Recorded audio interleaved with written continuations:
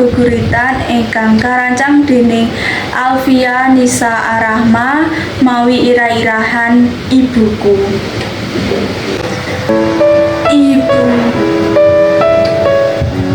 sopo kang bisa ngerti aku kejaba ibuku? Saben dina, saben wektu, ibu tansah didik awakku. Saben ibuku duka marang aku, lara tenan rasane atiku.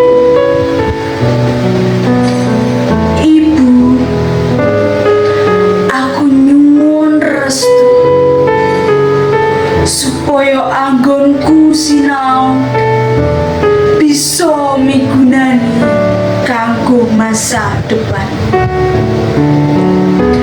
Ibu, aku tresno marang ibu. Tanpa ibu, aku dudu sapa-sapa.